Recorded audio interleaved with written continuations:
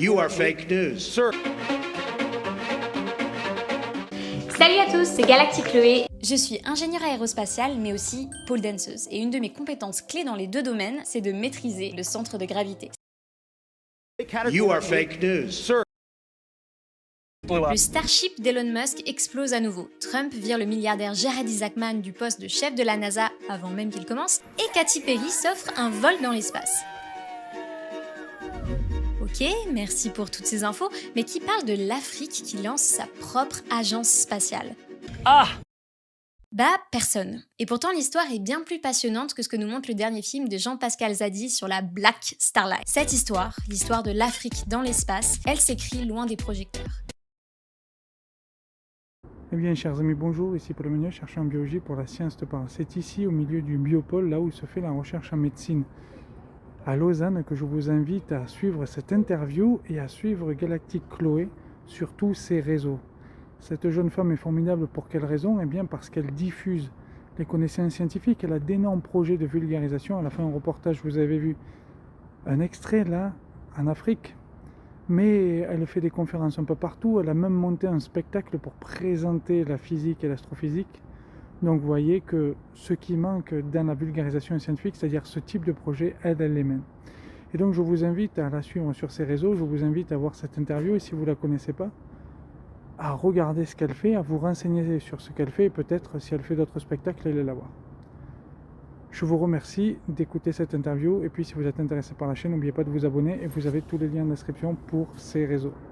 Je reçois Chloé Carrière, je vais lui demander de se présenter et après je vais expliquer comment je l'ai connue et on parlera un peu de ça aussi. Je vais vous demander de vous présenter du coup, s'il vous plaît. Déjà, merci pour l'invitation. Donc, en 2 mots, je suis ingénieure aérospatiale de formation et vulgarisatrice scientifique. Donc, sur les réseaux sociaux et sur YouTube, on me connaît plus sous le pseudo de Galactic Chloé. Mais à côté, je suis aussi une jeune femme qui vit en Suisse, à Lausanne, et j'ai une entreprise de vulgarisation scientifique qui cherche à réconcilier les sciences et la société via divers formats. Donc les réseaux sociaux, c'est une des choses qu'on fait, mais on fait aussi de l'événementiel, de l'éducation, des formations pour les plus jeunes, les moins jeunes et aussi les chercheurs dans ce domaine. Alors ça, je trouve que c'est intéressant déjà le premier point parce que c'est vrai que la science et la société, ces derniers temps, on a eu quand même quelques soucis de compréhension. On pourrait parler de la période Covid, mais on peut parler un peu de tout, du changement climatique, on peut parler de la vaccination, on peut parler de la Terre plate, on peut parler de tout ça. Et je trouve que c'est quelque chose d'important. Alors la première question que je vais avoir, c'est comment vous voyez justement le lien entre la science et la société aujourd'hui en 2025? Comme vous l'avez dit, pour moi, le lien, il s'est fragilisé. En fait, de base, quand j'ai commencé mes études, donc j'ai fait des études de physique et ensuite d'ingénierie aérospatiale à l'EPFL en Suisse. J'avais pas forcément prévu de faire de la vulgarisation scientifique à 100, mais c'est quelque chose que j'ai toujours aimé et qui me passionnait. Et le Covid, pour moi, ça a véritablement été un tournant, parce que j'ai vraiment vu en live, je dirais, ce lien se fragiliser. Que ce soit à travers mes proches, qui sont pas forcément dans le monde scientifique, mais aussi, dans les médias, les réseaux sociaux. En Suisse, je crois qu'on est un des pays d'Europe les moins vaccinés. Il y a eu énormément aussi de mauvaise communication autour de la vaccination et c'est vrai qu'à l'issue de ça, je me suis rendu compte que la communication scientifique, en fait, c'est un enjeu de société, en particulier dans les temps de crise comme le Covid. Mais comme vous l'avez dit, il y a le Covid, mais il y a plein d'autres choses, en fait. Le dérèglement climatique, maintenant, il y a aussi l'arrivée de l'intelligence artificielle. En fait, c'est même plus juste une question de communiquer les sciences, c'est une question de communiquer, l'état d'esprit, la méthodologie scientifique pour pouvoir développer un esprit critique qui nous permet d'analyser les informations qu'on reçoit, parce qu'on est une génération où nos grands-parents, ils avaient beaucoup moins d'informations que nous, ce qu'on a aujourd'hui. Comment est-ce qu'on fait pour naviguer à travers ça? Et du coup, comment est-ce qu'on fait pour prendre des décisions éclairées? Donc, c'est un petit peu ce qui m'a animée, ce qui m'a donné envie de faire de la vulgarisation scientifique. Il y a un point que vous dites là, alors c'est juste un petit historique pour la chaîne. Quand vous parlez des grands-parents, il y a 3 ans ou 4 ans, j'avais fait un live, c'est le seul live que j'ai fait sur la chaîne. Et là, je vais vous poser une question parce que moi, alors, c'était en 2021. Et en 2021, j'ai l'impression, voilà, justement, qu'il y a un problème entre la science et la société. Et moi, je me dis peut-être que les sciences ne font plus assez rêver. Et en même temps, je travaillais à l'UNIL à l'époque, j'étais postdoctorat à l'UNIL. Il y avait une doctorante dans mon labo quand il y a eu une des fusées d'Elon Musk qui est partie, là, elle nous a dit on arrête tout, on arrête le manip, on regarde ça, et puis elle nous a obligés à regarder ça. Et moi, j'avais posé cette question en live aux gens, j'ai dit est-ce que la science vous fait encore rêver? Et certains m'ont dit oui, certains m'ont dit non. Alors la question que j'ai, c'est est-ce que la science ne nous faisait pas plus rêver à l'époque des grands-parents, c'est-à-dire au milieu, fin du siècle dernier, plutôt que maintenant? Qu'est-ce que vous pensez, ou est-ce que la science fait toujours rêver, même en 2025? Alors moi, j'étais pas là à l'époque de mes grands-parents, évidemment. Je fais partie de cette nouvelle génération de Gen Z. Moi, ce que je peux, on va dire, témoigner dans le domaine du spatial, c'est Mhm. qu'il y a un changement d'approche et de paradigme. C'est-à-dire qu'on n'est plus dans une société qui va rêver les sciences, on va dire, ou rêver le dépassement technologique. C'est-à-dire Mhm. poser le pied sur la Lune ou aller sur Mars, par exemple. C'était un narratif très puissant, très dans le développement technologique et l'accomplissement de l'être humain. Aujourd'hui, on est plus dans un paradigme de retour pour la société. C'est très bien d'aller sur Mars, donc vous demandez à ma génération, très bien d'aller sur Mars, mais pourquoi en fait? C'est quoi Mhm. le retour pour les citoyens et citoyennes sur Terre? Et en quoi est-ce que ça s'inscrit dans les enjeux qu'on a aujourd'hui? Donc, je pense que la science fait rêver, mais elle fait rêver pour d'autres raisons. C'est intéressant. J'étais en train de me demander pendant que vous parliez est-ce que vous savez combien de gens ont regardé l'alunissage en direct, le premier, de la mission Apollo? Alors le chiffre, je le connais pas, mais je sais que c'est une des choses qui a été les plus regardées en live, à travers la planète. Ça devait être des millions et Mmh. des millions, là. Ah oui, oui, oui, oui. Ça veut dire qu'à l'époque, c'est vrai, il y avait cette idée des passements technologiques et de pousser les frontières quelque part. Mmh. Et ouais, je pense qu'aujourd'hui, si on avait alors je sais pas comment on dirait, parce qu'on dit alunissage, alors un amarci, je sais pas, aller sur Mars, disons. Je vais essayer d'inventer un mot, mais ça va pas le faire là, il est un peu tard, mais je pense que ça serait moins regardé. Ça serait, pourtant, il y a YouTube, il y a tous les Twitch, etc., tout ce qui est en direct. Mais je pense que ça serait moins regardé. Alors, je sais pas si vous pensez la même chose, ou si demain on envoie 3 humains sur Mars, est-ce que ça sera. Voilà, il y a mon cerveau de scientifique qui commence à se dire: «Oui, mais on est plus nombreux sur terre aujourd'hui», donc du coup non. Alors ce je sais pas si ce serait en termes de pourcentage, ça serait quand même quelque chose d'assez incroyable, mais je pense qu'on le regarderait moins avec des étoiles dans les yeux. Je Hmm. pense qu'à l'époque de nos grands-parents, c'était un moment très, très fort. Aujourd'hui, si Elon Musk, il pose le pied sur Mars, je pense pas que ce sera forcément un moment aussi bienveillant et positif, et il y en a qui le regarderont plus avec un œil: «Où va-t-on?» Hmm. C'est intéressant comme débat, je trouve. Parce que quand vous avez parlé tout à l'heure de technologie, je suis d'accord avec vous. Et il y a un point, moi, qui me fait un peu peur, parce que c'est vrai que vous avez parlé aussi de retour à la société quand il y a eu les vaccins ARN messager, par exemple. Mmh. C'est un énorme pas technologique. C'est un type de vaccination, alors on y travaille depuis des années, mais c'est un type de vaccination qui change vraiment la donne. Aujourd'hui, par exemple, il y a des essais cliniques qui ont démarré hier. J'avais fait un petit short là en Angleterre sur pour la vaccination contre certains types de cancers avec ces ARN messagers. Mais j'ai l'impression, alors peut-être parce qu'on est abreuvé d'informations, etc., mais que la société ne se rend pas compte de la technique qu'il y a derrière, et finalement de l'avancée que c'est. Quand on regarde le siècle passé, on se dit il y a quand même eu beaucoup de gens géniaux. Il y a eu Einstein, il y a eu Marie Curie, bon, même toute la famille Curie, Jules Curie, etc. Il y a eu un film il y a quelques années sur Oppenheimer. On voit tous ces gens et on se dit c'était quand même un siècle génial d'un point de vue avancée technologique scientifique. On a aussi au XXIe siècle ces avancées-là, mais j'ai l'impression, alors là c'est une question que j'ai, peut-être que vous n'avez pas la même que moi, que la société le voit moins. Qu'est-ce que vous pensez de ça? Est-ce que vous avez l'impression que la société comprend aussi ces avancées et le perçoit comme tel? Ah, c'est une bonne question. Je pense qu'en fait, à chaque instant T, on s'en est pas forcément compte, hein. Marie Curie, elle était pas forcément, très reconnue de son vivant. Donc c'est plus simple de regarder, on va dire, dans le passé, Hmm. de se dire: «Waouh, c'était incroyable tout ce qui s'est passé». Après, je pense que quand même le 20e siècle, c'était en termes de physique fondamentale, un siècle qui a révolutionné quand même pas mal notre manière de penser. Notre siècle aujourd'hui, je pense que c'est ce que vous dites, c'est plus des applications technologiques et qui Mhm. sont un peu parfois, peut-être plus dures à vulgariser et à rendre, divertissant ou attractif en fait auprès de la société. Vous preniez l'exemple de l'ARN messager. Pour moi, l'ARN messager, c'est une des choses, par exemple, dans la communication du Covid qui n'a pas été bien expliquée parce que les gens ont pensé qu'on a inventé ça en 2 semaines. Alors que comme vous dites, c'est pas du tout le cas.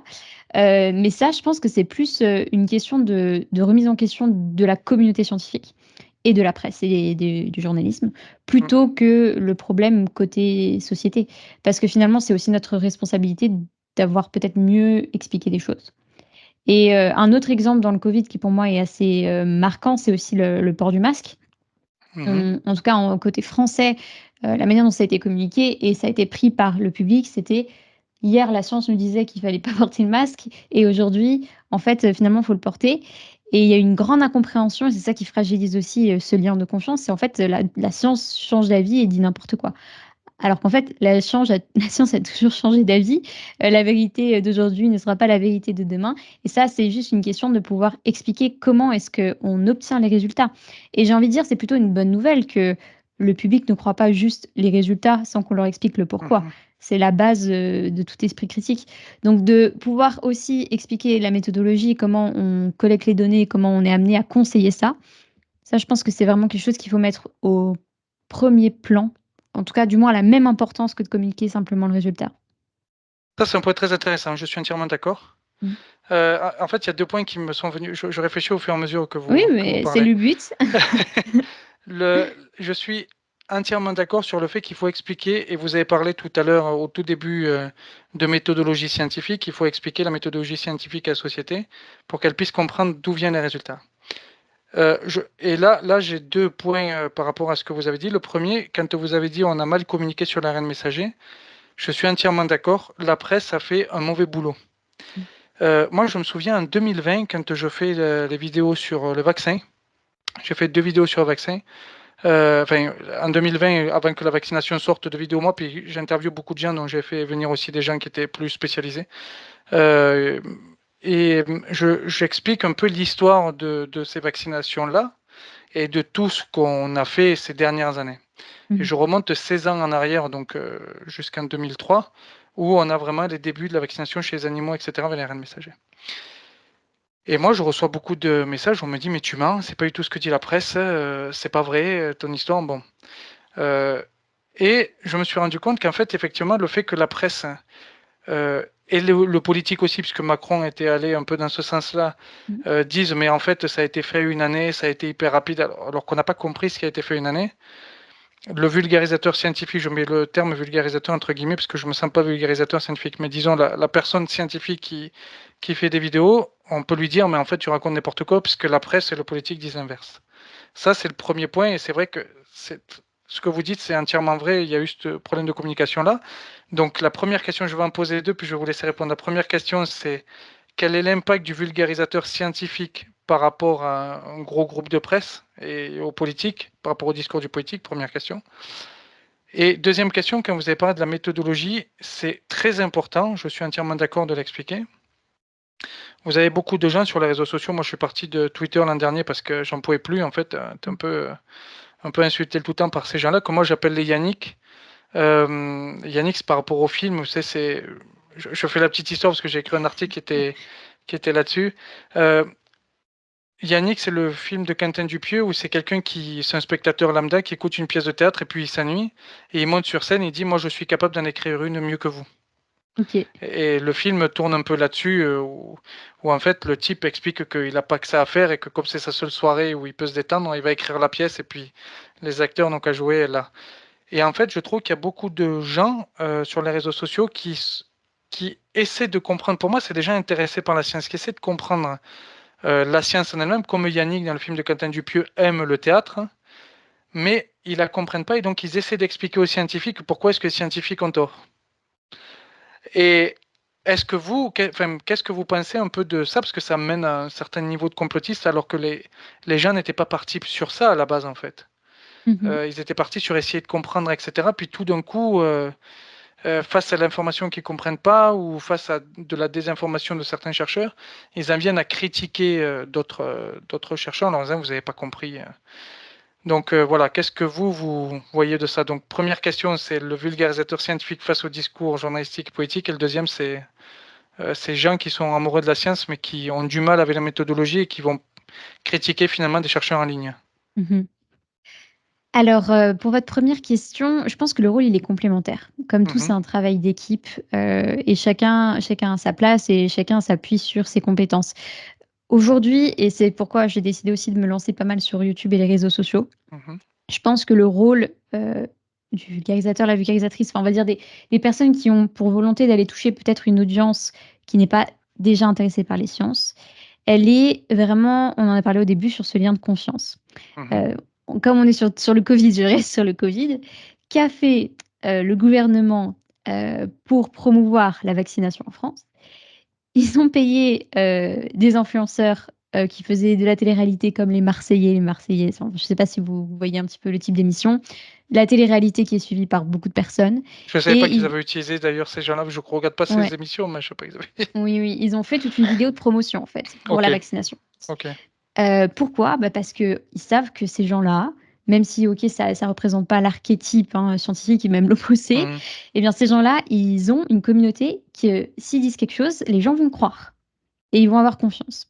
Et donc pour moi, le rôle du vulgarisateur ou vulgarisatrice des temps modernes, c'est ça en fait. C'est de ne pas prendre une position forcément de «je représente la science scientifique», mais plutôt d'avoir cette approche de «je crée un lien peut-être plus, intime, plus mhm. authentique avec ma communauté», dans le but que je peux relier cette confiance avec les sciences. Et moi, c'est ce que j'essaie de faire. Je pense pas représenter, l'archétype du monde scientifique, même bien au contraire.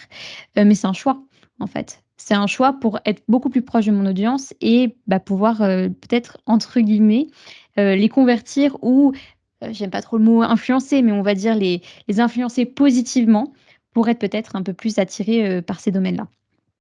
Et la deuxième question que vous aviez, c'était sur, Hem, Ceux qui excuse-moi? critiquent la science, qui s'y Oui, intéressent, mais qui finissent par critiquer les scientifiques. voilà. Alors, ça, c'est aussi un sujet que j'aime bien aborder parce que théorie du complot dans le spatial, on en a plein, hein, la Terre est plate, sur la Lune, enfin, on n'est jamais allé sur la Lune, les chemtrails dans l'aviation et en fait, ce que j'aime à dire, c'est que souvent, on a un peu en fait, les problèmes des réseaux sociaux, c'est que c'est quand même une plateforme qui divise. Mhm, C'est-à-dire qu'il va c'est pas vrai. chercher à se comprendre et avoir un débat qui est sain et positif.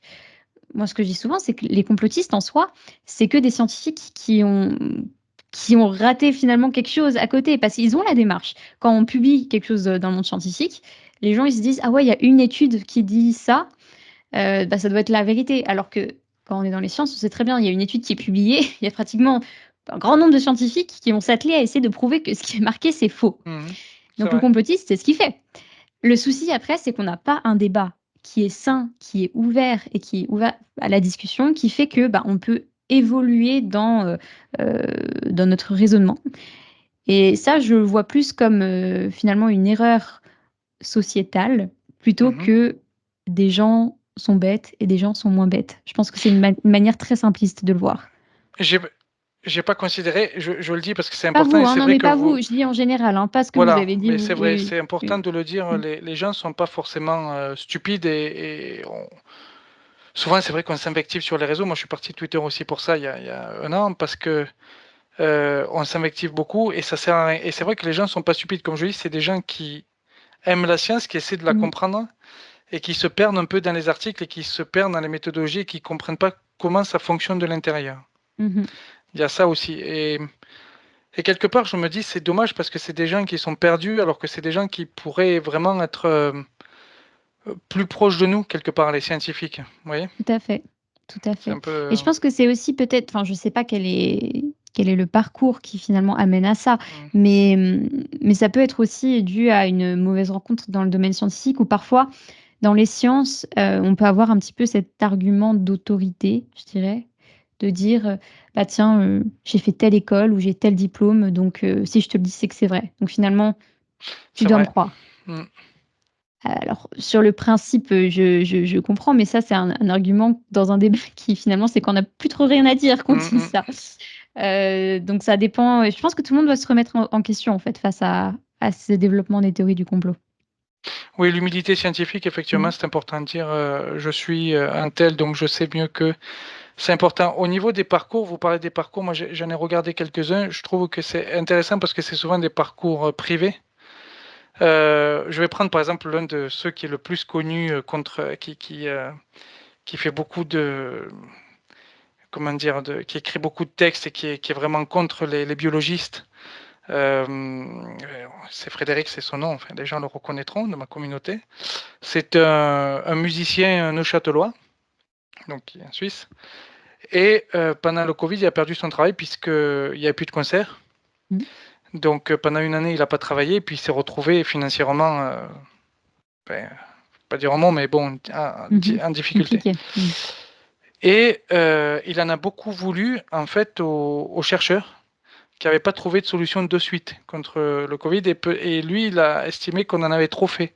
En fait, de fermer les salles de concert, de priver les gens d'un concert. Lui, il pouvait plus donner de cours privés, par exemple, parce qu'il donnait des cours privés de trompette, il pouvait plus. Et en fait, le fait d'avoir perdu pendant une année ses revenus, le fait de n'avoir été plus rien finalement pour la société, il s'est retourné contre la recherche.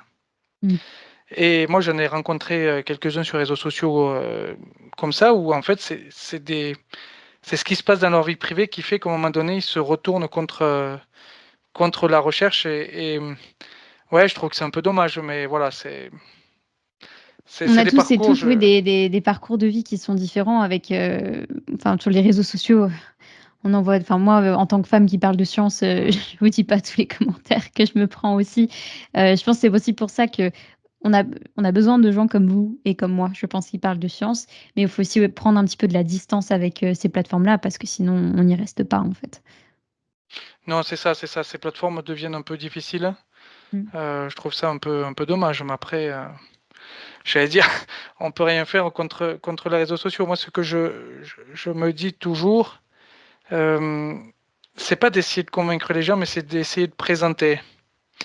Des fois, on présente un peu mal, des fois, on présente un peu bien, et le but pour moi, je crois que c'est de présenter. Alors, je sais pas comment vous voyez votre travail de vulgarisatrice, ça vous allez nous le dire, mais pour moi, c'est juste de dire, voilà, ben, il y a tel papier qui parle de ça, il y a telle chose qui parle de ça. On vous avez entendu, moi je parle beaucoup par exemple de publications scientifiques, comment ça fonctionne.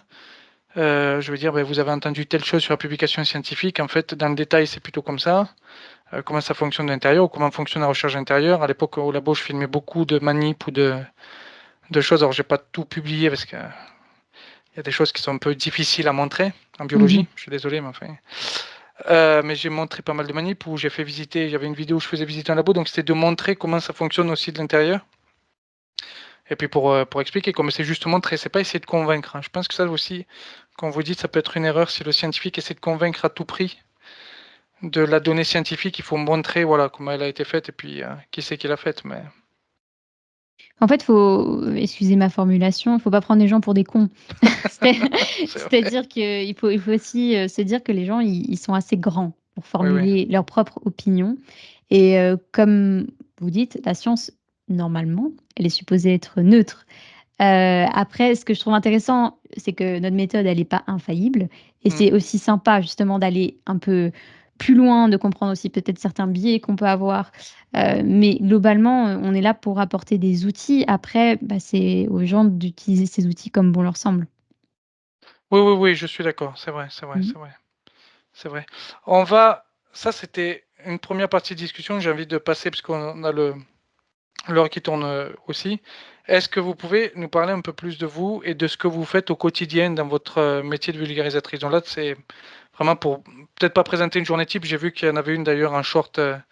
Vous en avez mis une, mais pour nous dire un peu ce que vous faites et puis ce que vous proposez et à quel public vous Mmh. vous adressez aussi. Oui, donc alors rapidement, je l'ai dit, juste avant, mais donc j'ai étudié de base la physique et ensuite je suis allée en ingénierie aérospatiale. Donc c'est vrai que j'ai un bagage qui est vraiment très orienté sur, l'espace. Mhm. Maintenant, je dis toujours que mon grand amour, ça reste les sciences parce que c'est vraiment l'étude de la nature, la physique qui m'a toujours passionnée et le spatial, c'est arrivé après et donc j'essaye de parler un petit peu de tous ces domaines-là, mais la plupart des projets que je fais sont quand même en lien fortement avec l'espace. Une journée type, il y en a pas forcément, mais disons que globalement, Moi, mon but, c'est de réconcilier, on a dit, les sciences et les sociétés. Donc, j'ai pas envie d'aller parler à des publics qui ont déjà énormément d'informations sur ça. J'aime bien développer des projets où on va justement au-delà de ça et où on va réfléchir à des méthodes de toucher des audiences qui n'ont pas forcément l'accès à cette information. Donc, c'est toujours d'essayer de réfléchir à comment est-ce qu'on rend les sciences divertissantes. Mhm. Il y a un terme anglophone qui est un peu utilisé, on appelle ça de l'infotainment, donc de l'information et de l'entertainment, donc Ok. la divertissement. Je connaissais pas le mot. Oui. Et parce qu'en fait, quelqu'un qui va consommer un contenu, hein, que ce soit n'importe où, c'est forcément, ça lui apporte une forme de divertissement. Alors, si Mhm. on est curieux sur les sciences, se prendre un documentaire de 1 heure sur la physique quantique, ça va nous divertir. Mais si on n'en a rien à faire, là, il faut trouver d'autres outils. Donc par exemple, je suis chroniqueuse pour la radio nationale suisse, enfin Mhm. l'émission Couleur 3, pour la D'accord. matinale. Et eux, c'est donc une chaîne qui est vraiment orientée humour et musique. Et ils ont décidé pour leur matinale de faire une chronique science, qui, à part ça, je trouve ça incroyable. Donc moi, je dois faire on va dire une chronique de 3-4 minutes, qui est censée être un minimum humoristique et qui va être écoutée par les gens qui sont dans la voiture avec leurs gamins ou ils sont en train de se brosser les dents. Donc, il faut vraiment avoir cette approche de, OK, j'ai un message clé, il faut que je le fasse passer avec humour. Et ça, je trouve que c'est un exercice qui est intéressant. Donc, je le fais une fois par Mhm. semaine, tous les jeudis matins. Et sinon, après, j'ai quand même beaucoup de projets qui sont en lien avec l'audiovisuel. Donc, la création de formats courts pour les réseaux sociaux, documentaires dont on parlera après. Et de travailler aussi directement avec les universités. Donc, des chercheurs ou chercheuses qui vont travailler sur un sujet. Par exemple, on en a un sur la durabilité spatiale, donc le problème des Mhm. débris spatiaux. Et ben, on va essayer de trouver des formats qui vont aller toucher un public particulier. Donc là, on est en train de monter un projet sur 2 ans où on va organiser une sorte de votation fictive sur Mhm. une loi spatiale suisse potentielle. Et là, on va organiser une assemblée citoyenne avec un peu le format d'un tribunal, d'un procès sur l'espace et Elon Musk, etc. Donc, on essaie de prendre des codes un peu forts que les gens connaissent pour après aller ramener un peu plus de matière dans une manière plus subtile. Donc concrètement, mon entreprise, elle ouvre des bureaux là en janvier, donc on va avoir un vrai studio de vulgarisation, je vous invite volontiers et on est 3 à temps plein et donc on travaille ensemble, tous les jours plus ou moins. Sur Lausanne, les bureaux? Oui, sur Lausanne, les bureaux, juste à côté de l'UNIL. Et puis bon, moi, je me déplace quand même beaucoup pour des conférences, pour des Mhm. ateliers. La semaine prochaine, je serai à Helsinki, la semaine d'après au Luxembourg. Donc j'aime bien quand même aller voir d'autres publics. Et surtout, Mhm. hormis les réseaux sociaux, j'aime beaucoup être au contact humain. Donc je fais beaucoup d'événementiels, de spectacles. J'ai monté un spectacle que j'ai joué à Paris en septembre qui mêlait astrophysique et pole dance, parce que je suis pole danseuse aussi à côté. Donc j'aime bien mélanger des univers qui, à première vue, ne vont pas ensemble et d'aller toucher du coup un public qui est un petit peu différent. Bon, le pole dance, il y a des histoires de gravité, j'imagine. Il y a des histoires de gravité, on va parler de ça. On parle d'action-réaction, les lois de Newton, Kepler, si jamais vous rappelez des cours de mécanique de base. Mais oui, on approche ça, mais d'une manière très, encore une fois, divertissante, artistique, pour que ce soit regardable par des gens qui, ça se trouve, ne sont pas intéressés par les sciences, mais juste par la pole, et ils se retrouvent à avoir une leçon de physique un peu décalée. Combien de fois vous l'avez joué, le spectacle à Paris? Bah, pour le moment, c'était la première fois, c'était il y a un mois. Et là, je suis en train d'essayer de faire jouer sur Lausanne et j'espère pouvoir le refaire encore plusieurs fois dans plusieurs endroits.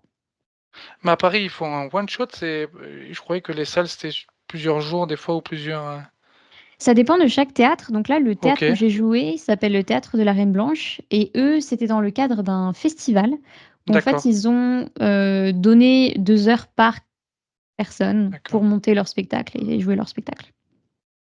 Bon, c'est intéressant, vous avez eu de bons retours, vous avez pu parler au public après? Ah oui, c'était incroyable. Enfin, vraiment, même pour moi, en tant que vulgarisatrice, je pense que c'est le format où je me suis sentie le plus moi-même et complète. Et je pense que c'est là où j'ai réussi à toucher le plus de personnes. C'est-à-dire que j'ai tellement mis, je pense, mon cœur et mes tripes dans ce spectacle parce on a touché donc de sujets de vulgarisation vraiment Mhm. d'astrophysique, mais aussi de la place des femmes, de l'invisibilisation des femmes dans le domaine scientifique, que il y a une émotion qui est restée et les gens, ils ont vraiment été touchés, donc c'était mission accomplie. J'ai vraiment hâte de pouvoir le refaire. C'est une bonne chose. Petite question sur le spectacle, vous avez mis combien de temps pour le monter, pour l'imaginer, le monter, combien de temps on met pour quelque chose comme ça? Alors le processus créatif, je pense que ça dépend d'une personne à l'autre. Moi, l'idée du spectacle, 1 an, je dirais que ça mûrit en moi. La partie beaucoup plus opérationnelle, organisationnelle, je dirais 3 mois. Ok. Mmh. Je pensais que ça aurait été plus long, la partie opérationnelle, mais Alors, bon, ça chacun fonctionne comme, il peut. Il se trouve que comme on a beaucoup de projets, généralement, je me dis: «Ah tiens, il va falloir commencer à s'y mettre», et quand on s'y met vraiment à fond. ok. Comme on est plusieurs aussi, en même temps, dans l'équipe. Et puis en plus, c'était censé être, un pilote. C'est-à-dire que la démarche scientifique, encore une fois, on s'est dit: «OK, on a une hypothèse, on pense que ce format-là, ça peut fonctionner». Donc on n'a pas non plus, monté un spectacle qui est Mhm. fini, mais un pilote qui était quand même on en est très content. Et puis là, maintenant, comme les résultats sont positifs, on va passer à la vitesse supérieure. C'est une bonne chose. Mmh. Non, c'est bien, je trouve que le spectacle, c'est bien. Le théâtre, je pense que ça permet ça change du style conférence, hein, qui Mmh. est peut-être un peu trop scolaire ou universitaire, disons, et puis je pense que ça peut être une bonne chose. J'ai une question d'ailleurs, parce que je me souviens d'une vidéo que j'avais vue il y a 3 semaines, un mois, je dirais. Il y a quelqu'un de connu sur les réseaux sociaux qui est Astro Pierre. Il me Oui! semble que vous avez travaillé avec lui. Si vous pouvez en dire un mot, parce que je sais que beaucoup de gens qui suivent la chaîne aussi le suivent lui. Trop bien. Bah, coucou à Pierre s'il regarde cette vidéo. Pierre, alors on s'est connus grâce à l'Agence spatiale européenne, D'accord. qui est donc, un de mes clients. Enfin, moi, j'ai fait ma thèse avec eux, en observation de la Terre, et à l'issue de ça, on a continué à travailler ensemble de près ou de loin, et Mhm. le bureau de la com m'avait demandé de travailler avec Pierre pour, Mhm. créer une simulation du Conseil de l'ESA. Donc en gros, l'ESA, l'Agence spatiale européenne, c'est, une organisation intergouvernementale comme les Nations unies. Donc ils prennent les décisions en conseil avec les pays des États membres. Et donc on a travaillé, main dans la main avec Pierre pour essayer de créer une simulation pour le grand public, les enfants et les adultes, pour qu'ils puissent, se prendre au jeu d'un État membre, de cette agence. C'est bien ça. Ouais, Il y a eu du monde pour cette journée? ouais, c'était les portes ouvertes et c'était la journée du patrimoine à Paris. Donc, D'accord. en 2 jours, tout était booké. Mais il est possible qu'on le refasse l'année prochaine si jamais vous avez manqué ça. Donc il faut suivre, soit Pierre, soit moi, et puis on vous donnera les infos. Oui, je mettrai le lien de vos réseaux sociaux d'ailleurs, Mmh. hein. Enfin, ceux que je connais, vous me direz si vous êtes sur Blue Sky ou sur Twitter, parce que moi j'y suis pas, donc je peux pas vérifier, mais Non, je suis vraiment que dans les réseaux plutôt, audiovisuels. OK, Mmh. LinkedIn aussi, il me semble que Oui, oui, vous oui, faites pardon, aussi oui, pas mal LinkedIn. de là, vous avez dit quelque chose d'intéressant, je suis désolé, je saute du coq à l'âne, mais comme tout à l'heure, vous avez parlé d'ingénierie aérospatiale. Là, vous venez de dire que vous avez fait une thèse en physique. Ça veut dire que Non, vous avez fait un doctorat? non, une thèse de master. Une thèse de master, Ah pardon, pardon, excusez-moi. OK. Désolée. C'est vrai que je parle, enfin, comme on communique beaucoup en anglais à l'EPFL, pour moi, une thèse, c'est une thèse de master, et un D'accord. PhD, c'est un PhD. Mais vous OK, avez raison, désolé. thèse de master. Et donc, je ne l'ai pas fait en physique, non, je l'ai fait à l'Agence spatiale européenne. J'ai D'accord. dit physique? Non, Peut-être non, j'ai non, dit mais physique. c'est au tout début de l'entretien que vous avez parlé de la physique, c'est pour ça Mhm. que je pensais que vous aviez fait un doctorat quand vous aviez parlé de thèse en physique. Non, non, pardon. Donc, C'est moi qui me thèse suis de trompé, master. alors désolé. Non, vous avez raison, il faut préciser. Faut J'ai préciser. pas assez travaillé l'invité aujourd'hui et désolé. Oh, c'est intéressant et vous avez travaillé aussi, justement, on avait parlé du reportage tout à l'heure, sur l'agence, spatiale africaine. Alors ça, c'est comme ça que je vous ai connu d'ailleurs, parce que YouTube m'a proposé la vidéo. J'ai trouvé très intéressant la vidéo et voilà, j'ai eu envie de vous contacter après. Est-ce que vous pouvez nous parler de ça, justement? Oui, donc déjà, bah, je suis ravie que YouTube vous ait proposé cette vidéo, parce que c'est une des vidéos, dont je suis le plus fière, et d'ailleurs, Mmh. c'est le premier documentaire que j'ai vraiment tourné, on va dire, en expédition. Donc, je vous le disais, de base, mon expertise, c'est plutôt l'aérospatiale, et il y a un petit peu ce personnage public qui s'est créé en Suisse, de Galactic Chloé, où je suis souvent amenée à, bah, en parler dans les médias. On m'invite souvent dès qu'il y a un petit peu une thématique qui est au lieu spatial, et j'avoue que j'ai un petit peu cette lassitude, qu'au niveau médiatique, le spatial se soit représenté soit par l'exploration spatiale habitée professionnelle, les astronautes, soit par le tourisme spatial, soit par Elon Musk et les méga-constellations. Ce qui fait que l'image du spatial s'est fortement dégradée, avec raison.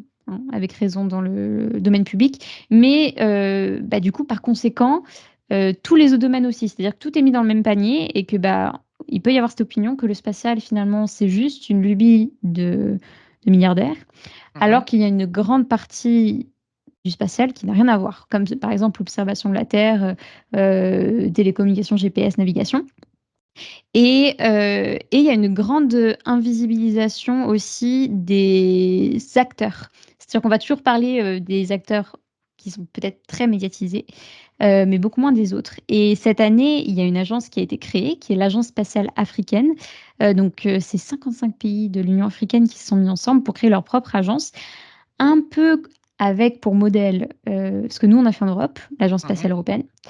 Et ça, par exemple, personne n'en parlait. Et donc Je suis d'accord. Voilà. J'avais jamais C'est- entendu parler avant votre vidéo. voilà. Je savais pas que ça existait, c'est vrai. Et avec un ami qui est aussi vulgarisateur, pas spatial mais scientifique, mais qui a l'habitude de partir en expé, on a décidé d'aller tourner un reportage sur le sujet au Caire, parce que c'est là que le siège a été installé. C'est combien de temps vous êtes resté du coup là-bas et comment vous avez fait? Vous avez demandé des autorisations pour tourner? Comment ça s'est Donc, fait?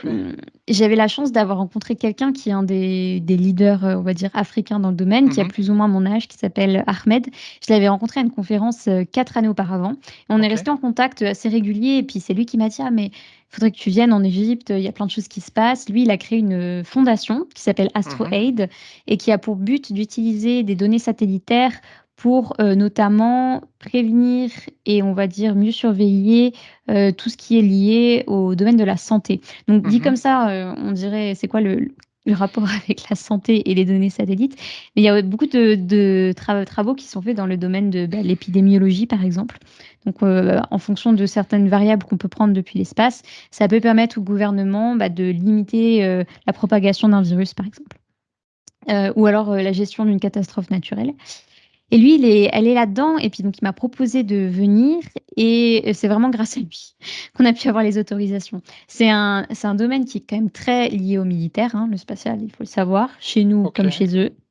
Et c'est on va dire un site qui est très protégé, qui est directement mis sous le président égyptien. Donc on ne peut pas rentrer comme ça, et encore moins pour tourner. Donc, grâce à lui, on a réussi à s'intégrer à une délégation officielle. Et on a pu aller voir un petit peu l'envers du décor de ce qui n'est pas forcément montré là-bas.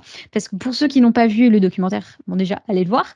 Mais sinon, il faut s'imaginer que l'Agence spatiale africaine, elle a été installée dans une sorte de mini-ville qui s'appelle la Space City.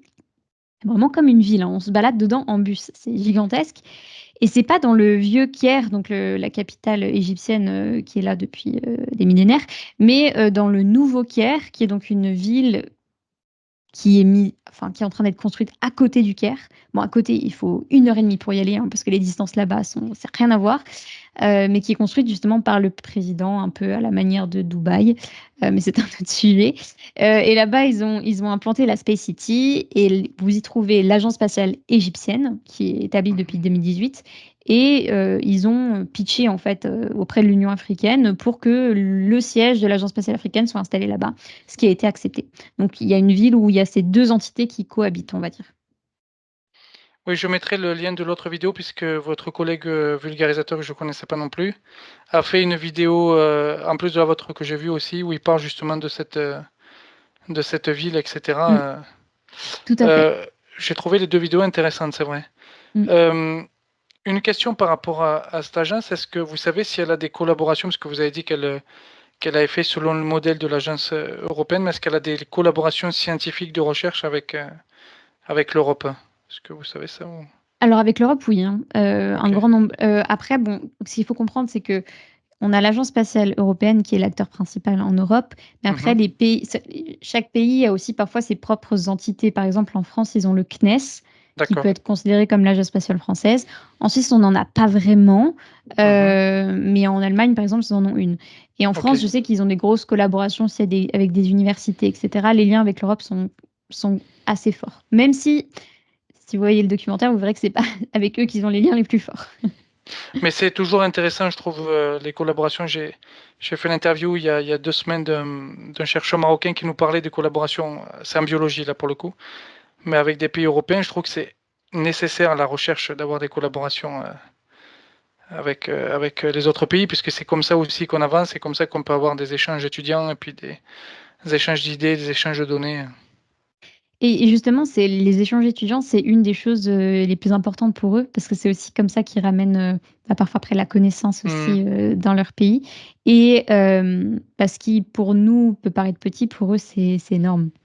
On n'en a pas trop parlé dans le documentaire, mais je crois que mon ami Antoine en a parlé en introduction aussi d'une initiative au Congo, où Mhm. eux, ils essayent aussi de créer vraiment un lanceur qui s'appelle Troposphère et quasi rien, quoi. Et je me rappelle que ils sont venus justement à l'EPFL quand j'étais étudiante pour présenter leur projet. Mhm. Et à l'époque, c'était limite un mème sur YouTube, quoi. Parce qu'on voyait la fusée qui décollait, qui entre guillemets, on avait l'impression qu'elle avait failli exploser tout le gouvernement parce qu'elle c'était pas partie comme elle aurait voulu partir. Et puis lui, il disait, mais c'est un énorme succès. Puis les gens se disaient, mais c'est pas du tout un énorme succès. Et après, quand on a vu cette personne parler de comment ils ont fait leur fusée, avec quels moyens, et les quelques étudiants qu'il y avait derrière, enfin, c'était tellement inspirant et c'était une telle leçon d'humilité qu'on ne se rend pas compte en fait ce qui est fait là-bas. Et ce reportage, pour moi, c'était ça, c'est que, ok, certes, on peut apporter un regard critique sur plein de choses, mais c'est des gens qui ont une telle volonté de Mhm. partager et de développer une passion, c'est magnifique. C'est très intéressant de dire ça, c'est vrai. On oublie, je pense, en Europe, aux États-Unis, qu'on a beaucoup de moyens Mhm. et que la science, elle se développe aussi par les moyens financiers qu'on a, les moyens techniques qu'on a. Je trouve que pour le coup, l'avenir des États-Unis va paraître un peu sombre ces prochaines années, ce qui coupe un peu les moyens, mais c'est bien de dire qu'il en faut, parce que beaucoup de gens critiquent aussi le fait que la recherche demande beaucoup de moyens, mais c'est nécessaire, hein, que pour Mhm. développer les outils. Tout à fait. Je pense que c'est pour ça aussi qu'en Suisse, on est autant gâté, parce qu'il y a quand même beaucoup qui investissent dans le monde scientifique, même s'il y a des grosses coupures à venir dans ce domaine-là. Hmm. Euh, mais là-bas, et on revient encore une fois hein, à cette notion de le faire pour l'accomplissement ou le faire pour des retours. Hmm. Quand on a fait un petit peu nos interviews, qu'on a rencontré vraiment les locaux, bah, eux, c'est ça aussi qui les intéresse en fait. Quand on a parlé en fait avec des locaux dans la rue de est-ce qu'ils en avaient entendu parler. La plupart non, mais j'ai envie de vous dire, si je vais en Suisse et que je leur demande est-ce que vous avez déjà entendu parler de l'Agence spatiale européenne, il y en a beaucoup qui me diraient On est non aussi. d'accord, oui. Hmm. Mais il y avait vraiment cette volonté de, quand on leur parlait de spatial, qu'est-ce qu'ils veulent pour leur pays? Déjà, la première chose, c'est la paix. Et c'est quelque chose qui m'a vraiment touchée, qui m'a choquée, parce que je pense qu'il y a peu de gens en Suisse, je leur posais la question: «Qu'est-ce que vous voulez aujourd'hui?» Ils me diraient: «La paix». Hmm. C'est vrai. Et tout ce qui est fait, en fait, tout l'argent qui est investi, il doit quand même avoir une retombée très concrète et très terre à terre. C'est un point très intéressant. J'ai une question à vous poser là-dessus qui est peut-être un peu politique, ceci dit. Vous n'êtes pas obligé d'y C'est pas répondre. grave. Quand il y a eu le début de l'invasion russe en Ukraine, alors vous avez fait des études à l'EPFL, moi je n'ai pas fait mes études en Suisse, mais je travaillais à l'Uni à l'époque. Il y a eu une tribune dans Nature qui est devenue une pétition où c'était des chercheurs ukrainiens qui demandaient à ce que les chercheurs russes soient mis de côté et qu'il n'y ait plus de lien ni de recherche ni financier entre la Russie et l'Ukraine. Et l'un des pionniers de cette pétition était un chercheur ukrainien qui se trouvait à l'EPFL, que j'ai pu interviewer. Et je lui ai demandé pourquoi est-ce que il avait fait cette pétition, etc. Et pour lui, parce que moi, je partais du principe, et c'est un peu ce que certaines agences, en tout cas scientifiques, avaient dit, c'est que la science doit être faite aussi pour la paix. Moi, je dis souvent que la science c'est la paix, parce que quand il y a la collaboration entre pays, on n'a plus envie de se mettre dessus. pour lui, en fait, c'était quelque chose de différent parce qu'un pays avait envahi le sien, donc il fallait qu'on exclue, au moins temporairement tant qu'il y a la guerre, ce pays de la communauté scientifique. Alors ma question, voilà, qui est un peu politique, c'est est-ce que vous pensez que c'est une bonne chose ou non? Enfin, comment vous voyez un peu? Je suis désolé, c'est un peu compliqué, mais C'est difficile comme question. Euh, Bon, je pense que déjà pour moi, il y a une nuance importante qui est une population n'est pas son gouvernement. oui. Donc voilà, je pense pas qu'on juge les gens de par leur nationalité. On choisit pas où on est, et ça veut pas dire qu'on partage, les avis et les actions de son gouvernement, en particulier en Russie. Je pense qu'il y en a beaucoup qui se sentent coincés. Ceci étant dit, j'entends l'argumentation, mais c'est vrai que moi, c'est un état d'esprit. Pour moi, on va pas vers un futur meilleur si on se divise. On y va Mhm. si on travaille ensemble. Et le milieu scientifique, comme vous dites, c'est quand même un des exemples où la science a permis de faire des belles choses de manière diplomatique. Si je prends le spatial, période de guerre froide, ok, bon, alors l'URSS, l'Union soviétique à l'époque, et les États-Unis, la course à la Lune, etc., ok. Après, c'était quand même encore en période de guerre froide quand ils ont commencé à collaborer dans le spatial et Mhm. qu'il y a eu la Mhm. construction de l'ISS, la Station spatiale internationale, qui reste encore un laboratoire où on collabore, les États-Unis, la Russie, l'Europe. Donc, ça peut être quand même un pont diplomatique. Mais après, je suis d'accord qu'il ne faut pas que ça s'arrête à ça. Il faut qu'il y ait des actions qui soient beaucoup plus concrètes.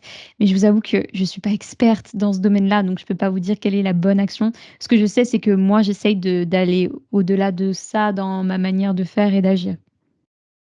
Oui, non, voilà, je sais que la question est difficile. Moi, je dis toujours la science et la paix parce que je trouve la collaboration ici. L'histoire de la Russie, c'était compliqué parce que beaucoup de recteurs d'université avaient soutenu Poutine un peu forcé. Mm, Des agences européennes avaient bloqué, par exemple, en Allemagne, les étudiants russes pouvaient plus venir, donc les mm, étudiantes pouvaient plus venir. Certains pays comme l'Angleterre ou la France continuaient à les garder. Donc, même au sein de l'Europe, il y a eu beaucoup de questionnements ces années-là. Et puis, on a eu les mêmes questionnements avec Israël, la Palestine, etc. mm, Et c'est vrai que chaque fois qu'il y a un conflit international, je trouve que la science, on lui tape un peu dessus quelque part. mm, mm.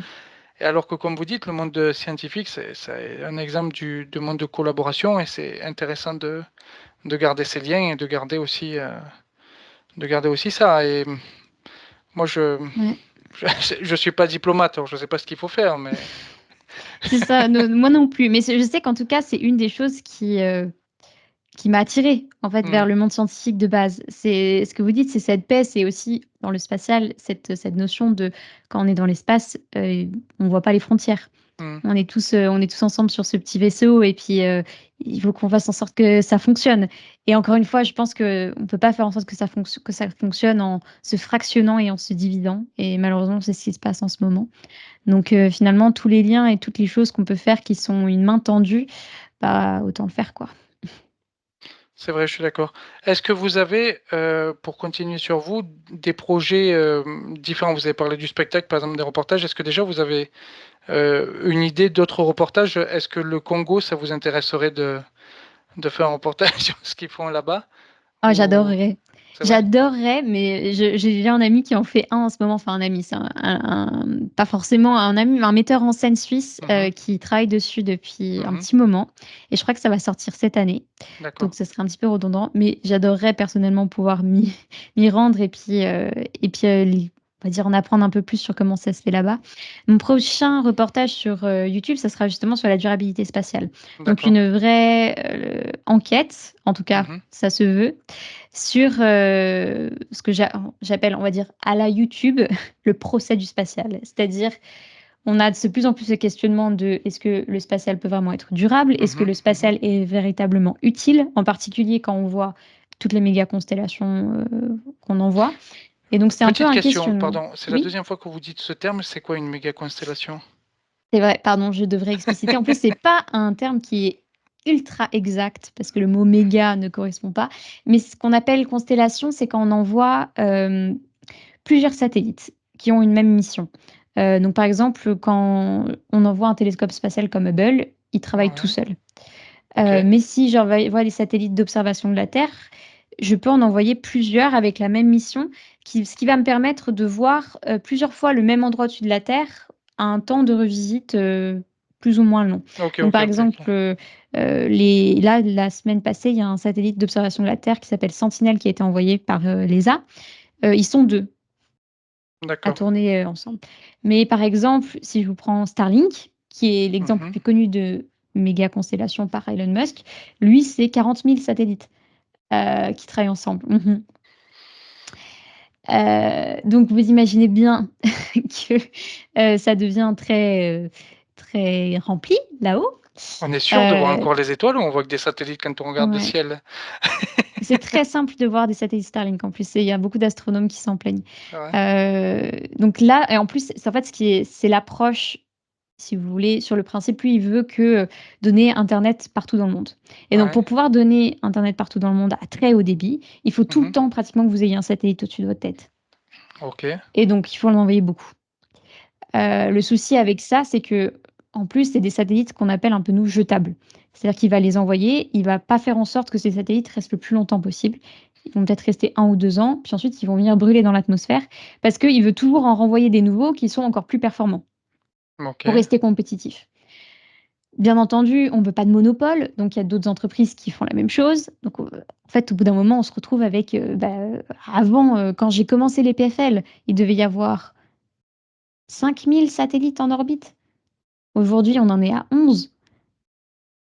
Dans quelques années, même pas, enfin, ce sera à 40. Donc c'est une croissance quasi exponentielle et plus il y a de trafic, plus il y a de danger de collision et donc de création de débris Mmh. et plus il y a de débris, plus il y a de danger de collision. Ça, c'est un phénomène qui s'appelle le syndrome de Kessler.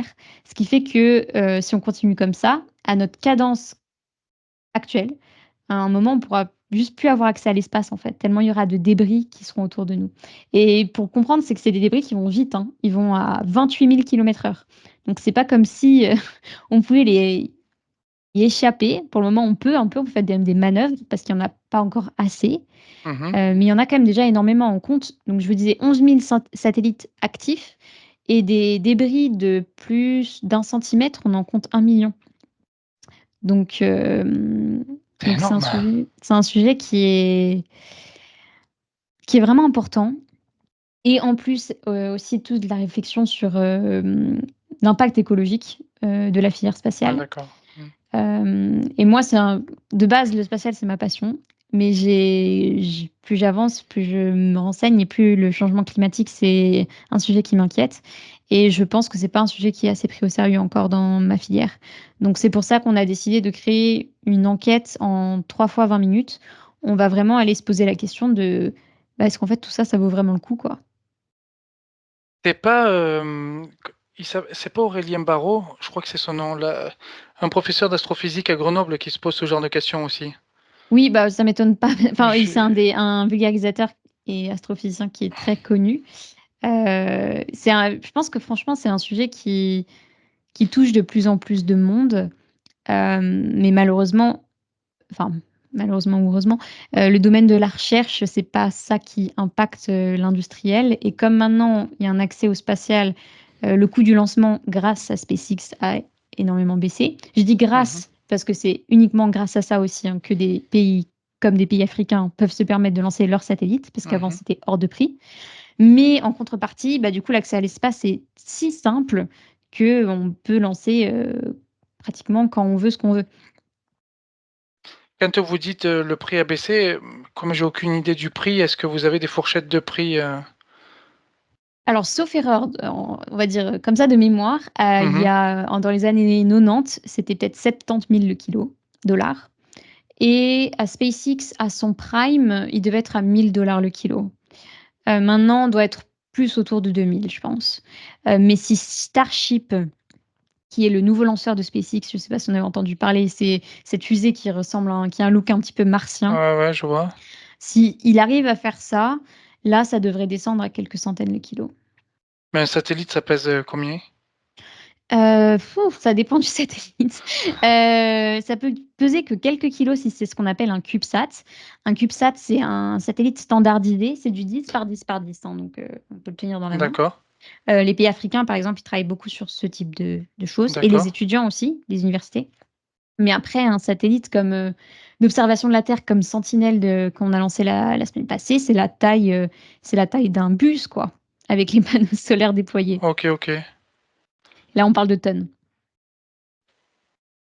D'accord. Bah, alors tout ça, je savais pas. Je sais même pas la taille d'un satellite. Vous voyez où je suis Non, rendu. mais il y a plein de personnes qui savent pas. Et c'est, par exemple, le James Webb Space Telescope. Je sais pas si vous en avez Mhm. entendu parler. Celui-là, c'est celui qui a été lancé en 2021, je crois de tête, et qui fait toutes les nouvelles images de l'univers qu'on Mhm. voit.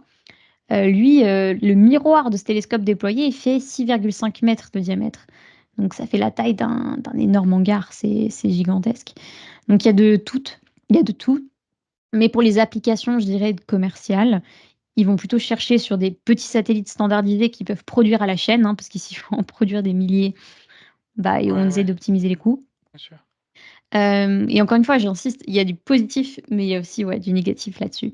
Et donc c'est ça que j'aimerais essayer de décrypter un peu dans mon prochain docu.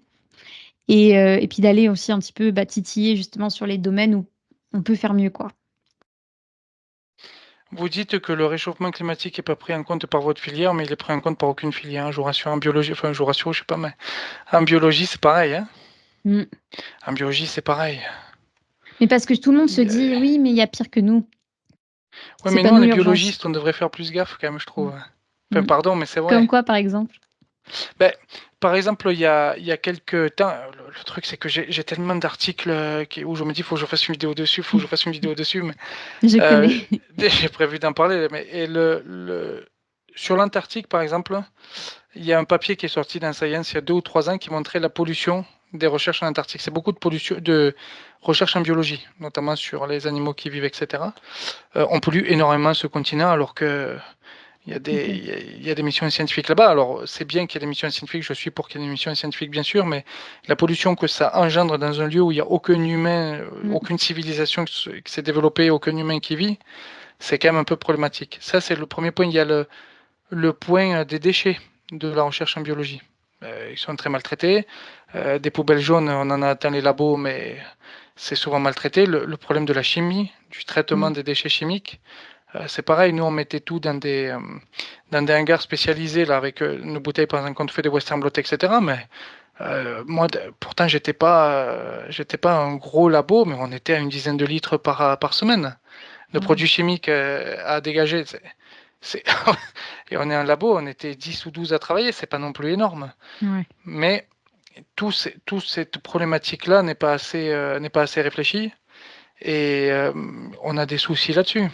Mm. Donc, là, je montre que des petits exemples, là, parce que je peux en noter d'autres, mais c'est quand même, je trouve, assez, oui, assez gênant, quoi. Mais Mais ça, j'ai confiance que la génération, enfin ma génération, celle qui arrive, que on sera quand même beaucoup plus conscient de ça. C'est juste que ce sera déjà trop tard. Enfin, du moins, j'espère qu'on pourra avoir cette prise de conscience avant, et surtout dans le secteur spatial, en fait. Même si aujourd'hui, ça représente pas énorme, mais en fait, vu le développement, ça va vite être un problème. hmm, Et surtout, on dit que ça représente pas énorme, alors qu'en fait, on a la moitié des données qui nous manquent. C'est-à-dire qu'on va dire: «Oui, mais on n'a que cet impact-là», alors qu'on n'a aucune manière de savoir, comment est-ce qu'on impacte les hautes couches de l'atmosphère, par exemple. Tous ces satellites que je dis jetables qui rentrent dans mhm. l'atmosphère, heu, là, c'est beau la chimie, la physique, les particules, elles ne s'évaporent pas simplement. Ça reste là-haut, ça pollue ces couches-là et alors, est-ce que ça représente beaucoup? Est-ce que ça représente pas beaucoup? On ne le sait pas et on l'étudie peu. Donc il faut aussi un moment se dire, «Bah, OK, alors on va prendre les choses au sérieux, on va faire les études et on va mettre en place des solutions assez concrètes pour qu'on ne reproduise pas les mêmes Hmm. erreurs qu'on ait fait sur terre» et j'ai l'impression qu'aujourd'hui, la démarche, même si on en parle beaucoup, moi, toutes les conférences que j'ai, c'est de un spatial plus durable et responsable. Sur le papier, quand on voit comment ça évolue et les décisions qui sont prises, ça reste ça reste que sur le papier, quoi. Alors, pourquoi ça évolue peu? Je pense déjà dans votre milieu, il y a l'industrie qui est très présente, donc c'est compliqué. Mmh. Et dans le milieu de la recherche académique, la compétition sur les papiers fait qu'on n'a pas le temps de réfléchir à ces problématiques-là. Mmh. Il y a 2-3 ans de ça, j'ai invité Efficient, c'est une association française de l'École normale supérieure, qui, alors à l'époque, elle venait tout juste d'être créée. Maintenant, elle a quand même un peu plus d'années, mais je trouvais que c'était très intéressant parce que c'était des étudiants qui avaient créé ça. Et qui s'interrogeaient sur l'avenir de la recherche, mais avec une problématique que je trouve complètement dingue en fait, et qui est pour moi une des plus intéressantes qui soit, c'est comment on fait de la recherche dans une civilisation post-pétrole. Le jour où il y en a plus, c'est-à-dire le jour où la quantité d'énergie est divisée par 10 quasiment, qu'est-ce qu'on fait? Comment on priorise les projets, comment on finance les projets, etc. Donc ils s'interrogent beaucoup là-dessus. Après, beaucoup sur l'intelligence artificielle, enfin ils font tout un tas de conférences sur Paris. Et je trouve que cette génération, justement, bon, moi je suis un peu plus âgé, mais qui commence à réfléchir à ces questions-là, ça va donner des choses très intéressantes. Parce que des gens qui s'interrogent sur comment on fait de la recherche post-pétrole, j'en ai pas beaucoup connu. Non, effectivement. Et je les ai trouvés, les deux, là, ils avaient, je dirais, une vingtaine d'années. Et ils étaient très intéressants. Quand ils discutaient, c'était... ouais, c'est vraiment une bonne interview. Mais...